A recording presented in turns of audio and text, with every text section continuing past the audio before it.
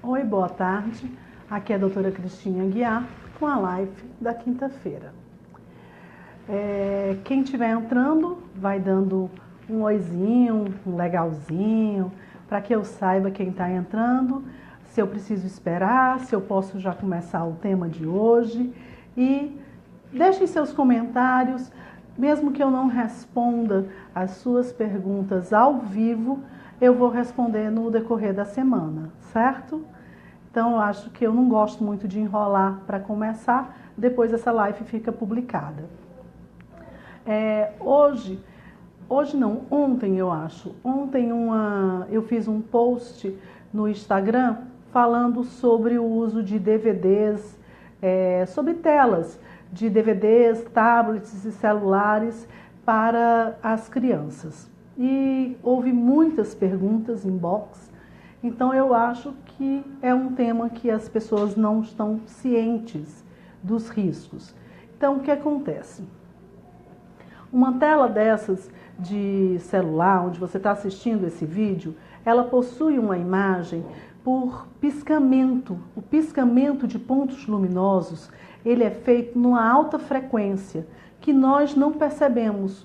Nós não percebemos que essa imagem ela é feita pelos piscamentos, tanto que a gente diz, a tela tem não sei quantos megapixels, quer dizer, quantos pontos luminosos.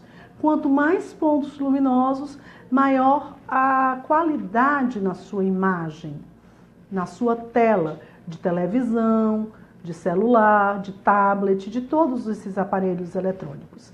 E essa imagem é transmitida por um piscamento de alta frequência que vai mudando e com isso formando o conjunto desses piscamentos, desses megapixels, vai formando uma imagem. A frequência é extremamente alta, que nós não percebemos a olho nu, olhando assim a imagem. Porém, o nosso cérebro percebe. Então, existe para o nosso cérebro, quando nós estamos olhando um celular, um tablet ou uma televisão, o nosso cérebro está recebendo essa estimulação visual, essa fotoestimulação. Essa fotoestimulação, ela é um dos fatores que pode desencadear crises convulsivas. Tanto que quando a gente pede o exame de eletroencefalograma, uma das coisas que os neurologistas pedem é que seja feito fotoestimulação. Durante a fotoestimulação, que é uma luz piscando, que a gente pede para o paciente ficar olhando para a luz e se coloca uma luz branca piscando, as ondas cerebrais se alteram em resposta à sua fotoestimulação. E em alguns pacientes, essa fotoestimulação desencadeia crises convulsivas. Por isso, pacientes que possuem alteração de eletro com a fotoestimulação e que já possuem epilepsia, não devem fazer uso de aparelhos eletrônicos com telas como tablet, celular, televisão. A televisão, que eu acho que é o que a gente não consegue retirar do paciente a televisão, a gente ainda tem uma maneira de tentar diminuir, minimizar o efeito da fotoestimulação. A gente pede que o paciente fique a uma distância do aparelho. Quer dizer, não assista a televisão tão de perto, quanto mais perto você estiver, maior será a sua fotoestimulação.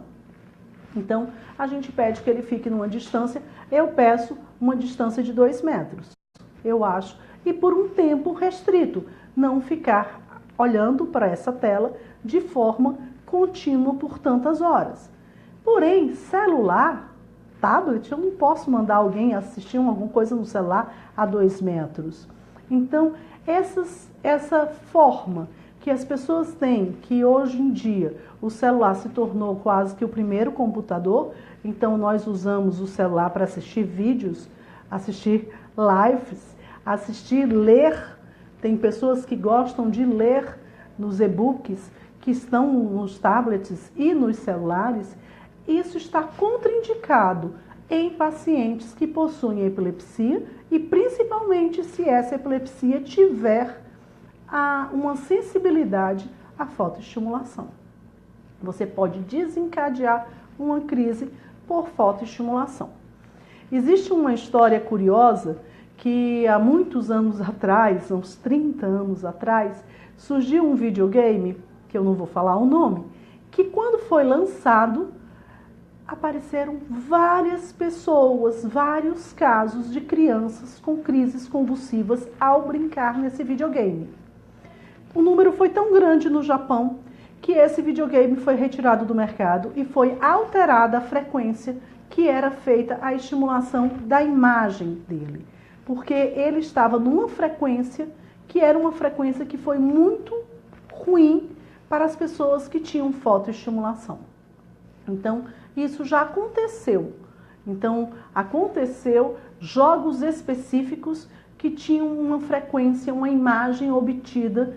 Na época não era uma imagem tão boa, a imagem não tinha tanta qualidade quanto os aparelhos atuais, e então houve vários casos que foram desencadeados crises com o uso desse videogame.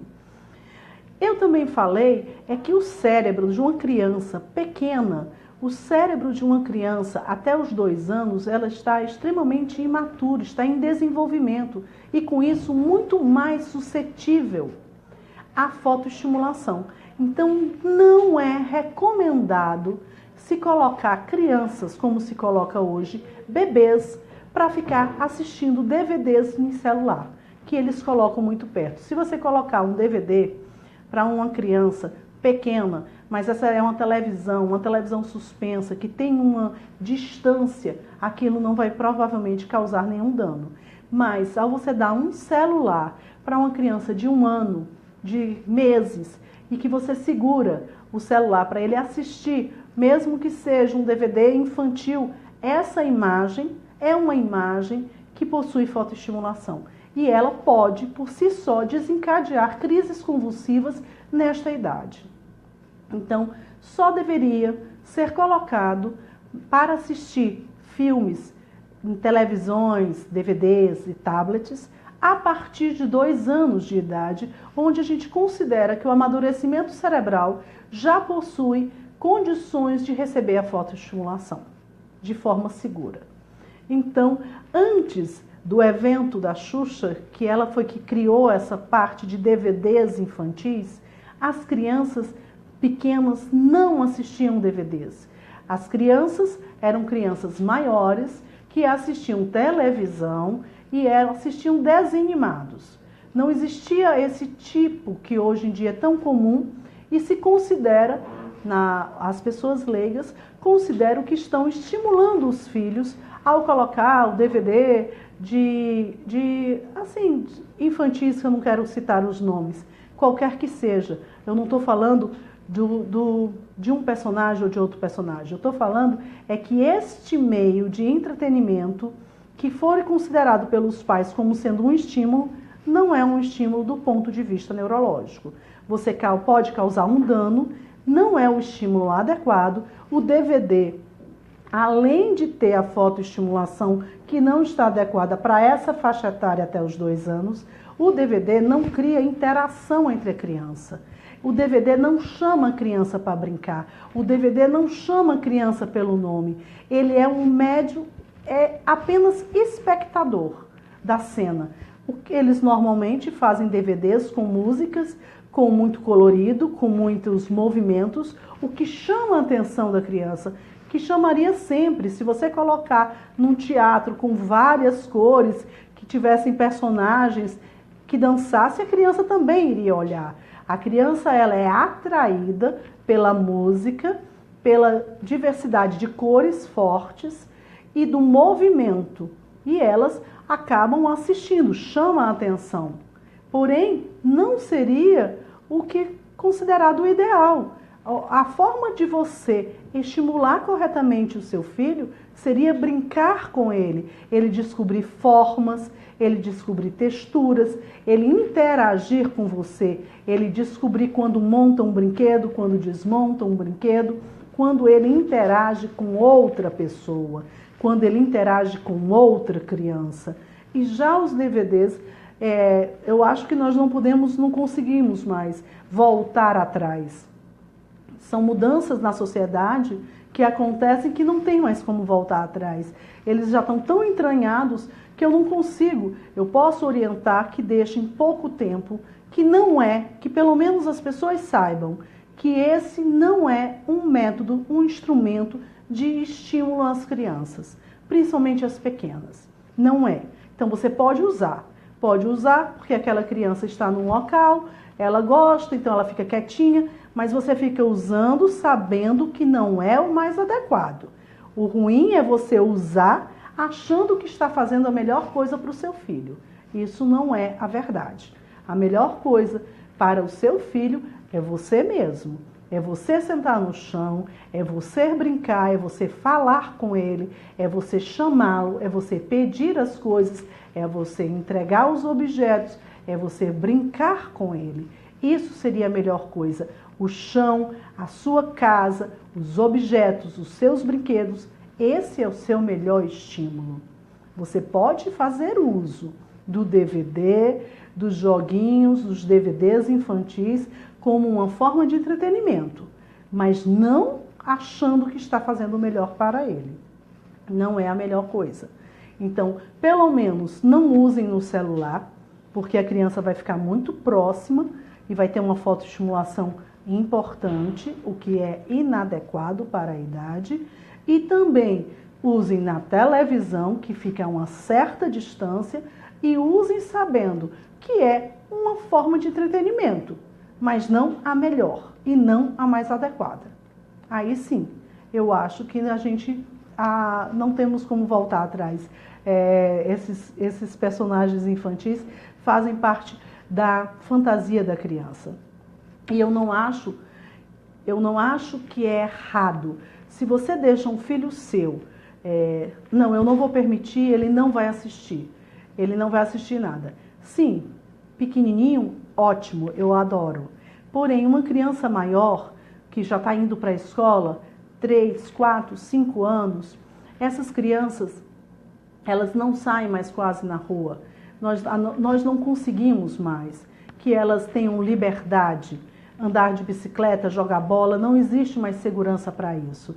Então, a gente começou a substituir essas brincadeiras que eram ao ar livre, as pessoas moravam em casas, então tinham vizinhos, era uma outra estrutura de vida. Nós, hoje em dia, moramos a grande maioria em apartamentos, onde se tem um playground, que é um tamanho restrito, e essas crianças começaram a fazer coisas dentro de casa, que gastam menos energia, onde elas são muito espectadoras, mas que fazem parte do mundo delas. Então, eles conhecem os personagens. Você não conhece, mas ele vai dizer, esse aqui é fulano, esse aqui é cicrano. Ah, mamãe, você não sabe? Esse aqui é o gatinho do fulano de tal. Quer dizer, eles conhecem, esse é o assunto que eles têm. Eles não vão mais conversar da pipa, eu fui soltar pipa com meu pai, eu tenho uma pipa azul, tu tem uma pipa de que cor? Isso não faz mais muito parte do dia a dia das crianças, infelizmente. Mas é uma evolução que não depende de mim. Foi a nossa sociedade, nós tivemos ganhos, mas todo mundo, quando se tem ganhos, a gente também tem perdas. A gente paga um preço. Nossas cidades estão extremamente violentas, então a gente não pode mais permitir que as crianças estejam tanto ao ar livre. Nós usamos os momentos de lazer, vamos para parques ou para praias, para lugares que a gente considere que são seguros. E isso numa quantidade de tempo muito menor do que nossa geração fez no passado. Mas é uma evolução, eu não tenho como lutar contra isso. Mas o que eu falo é que os pais... mas doutor, ele só fala do boneco tal. Mas, gente, é a vida dele. É o que todos os meninos da idade dele estão falando. Do jeito que você, quando era criança, gostava do Zorro, agora é outro personagem. Mas é a mesma coisa. Gostava de um outro personagem, É o seu universo. O nosso universo era um. O universo deles é outro. Então, ele tem que ter assunto para conversar, assunto para trocar. A troca é necessária na sociedade. Ele precisa conversar. Então, apenas nós devemos colocar que não é o melhor método. não é o melhor estímulo. Não é saudável a criança ter apenas essa forma de entretenimento. Quer dizer, você tem que entender que ele pode adorar o videogame. Eu não acho que deve ser proibido o videogame. Ele pode jogar, mas ele não pode ficar somente no videogame. Você tem que dar oportunidades para ele conversar com amigos, experimentar coisas novas, aprender um instrumento, jogar basquete, joga vôlei, joga handball. Não quer dizer que ele vá gostar de handball, mas ele tem que experimentar. Experimentar. Ele tem que ter uma abertura do que pode fazer, do que existe para fazer. Todos esses esportes têm lados positivos. Teatro, revistas. O próprio videogame tem seu lado positivo. Então não é tudo negativo, nem tudo positivo, mas nós precisamos dar oportunidades para que ele se desenvolva. O que está errado é agora nas férias você está trabalhando ou você não se incomoda, porque ele vai passar, ele já está achando ótimo, porque vai estar de férias e vai passar o dia inteiro no videogame. Aí ele vai passar as férias inteiras no videogame, ele não experimentou nada, as férias no final você pergunta para ele, o que você fez nas férias? Joguei videogame. Só isso. E o que foi que ele aprendeu? Porque quando a gente joga um jogo real, o basquete, o vôlei, você tem forma time, você tem relações com as pessoas, você faz estratégia para você conseguir furar o bloqueio, você faz estratégias para o seu time, e isso é pensamento, isso é raciocínio, isso é uma forma de você ativar funções cerebrais. Quando você experimenta uma outra coisa, como uma aula de xadrez, uma aula de flauta, uma aula de violão, está sendo aberta uma nova oportunidade. Na aula de música, como é que você consegue tirar o som perfeito? Como é que você conseguiu tirar esse som? Sequência de sons. Você também tem um professor, você tem atenção. Eu adoro xadrez. Na aula de xadrez, você vai aprender algumas regras, mas você tem que bolar uma estratégia. Você tem que pensar na frente, o que é que você vai fazer, qual será o próximo passo. E isso terá ganhos para o seu dia a dia, para o seu raciocínio, para a sua evolução. Já no videogame, ele é uma repetição. Quem gosta de jogar, que eu também jogo videogame, ele existe uma repetição. Como é que eu passo da fase? Você vai descobrir a falha. Você vai repetir. Então, você vai descobrindo, vai por ali. Vai ter sempre o boneco, vai aparecer naquela mesma posição, naquela mesma fase. Naquela fase, o bonequinho aparece do mesmo jeito. E ele sempre te pegou. Você vai ficar em outra posição para ele não te pegar. E isso você só aprendeu por repetição. É muito pouco. Então, você vai ter muitos poucos ganhos. Então, as crianças precisam ser estimuladas de formas adequadas. Não sou contra DVDs, TVs, tablets, nem celulares, desde que sejam bem usados. Desde que as pessoas consigam usar esses instrumentos de forma adequada, porque tudo tem seu lado positivo e seu lado negativo.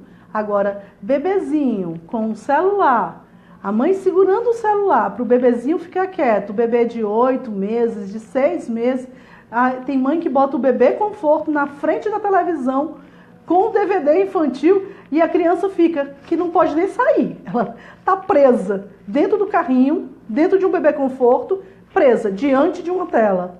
E isso, você considerou isso, que você está fazendo bem para o seu filho? Você acha que isso é bom? Aí é que está o erro. Isso não é bom. Isso pode te deixar, a criança ficou quieta, você teve tempo para você fazer o que você quis. Mas você se engana se você pensa que isso é bom. Então, coloquem aí suas dúvidas, coloquem seus questionários, o que discordam também, né? Que eu no decorrer da semana vou tentar explicar tudinho para vocês, tá bom? Um beijo, bom final de semana para todos.